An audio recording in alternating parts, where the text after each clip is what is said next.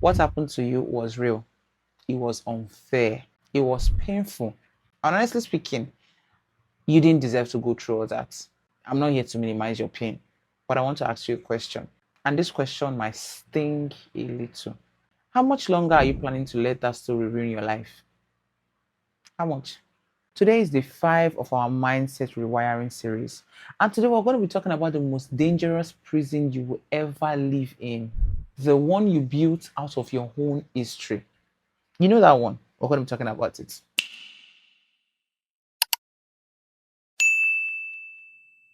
It's a safe space, and I want you to understand one thing. Pain is not your fault. What happened to you is not your fault. But staying defined by it, allowing it to define you, that is your responsibility. You don't choose what happened to you. You don't choose the life that is thrown at you. What you can choose is how you respond to it. You can choose to either respond or react. But I would advise you to respond, because then you're taking yourself away from it and seeing it for what it is, and you realize that this thing is not meant to hold me back. It's not meant to define me. I define myself. I define my story. And I know most people will tell you it's okay. I mean, it has happened. That's just who you are. But I'm telling you that staying here with that mindset is costing you your future, your beautiful future. Like, eyes have not seen, ears have not heard what God wants to do for you. That mindset of staying the same is costing you your future. The thing is, victimhood feels safe because it removes the risk of failure. Have you ever caught yourself using a past experience as an excuse to not try something new? Comment yes if you've been there.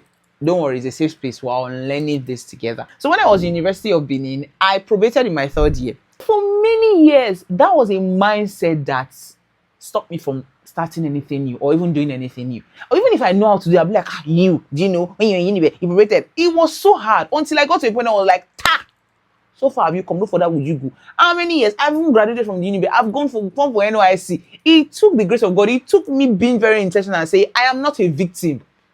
I failed. It is failure as an event, not as a lifestyle.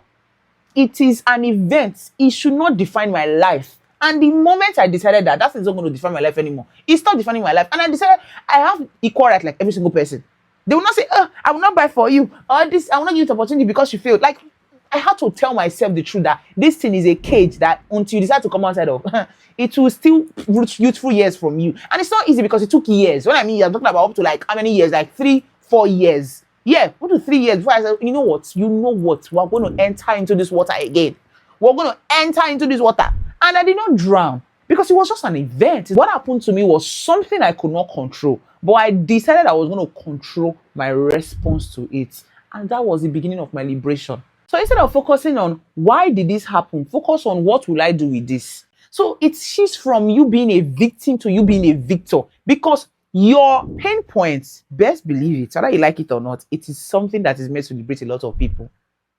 I know it's not something you want to hear. So having that mindset shift from being a victim to looking at it from the perspective of, how can I use this thing to liberate other people? What do I do with this? It will actually take away that victimhood and that burden that you feel, because I don't know if it's just me, but I feel so much better when I'm able to help people, when I'm able to serve people. So yeah, that's one thing I would actually recommend for you, using it as a way to help people. So the question for today is, what story about your life do you keep telling yourself and other people that is keeping you from moving forward? Drop it in the comment section below. Tomorrow we'll talk about the people around you, because the truth is not everybody is cheering for your growth. We're going to talk about why silence is actually a signal.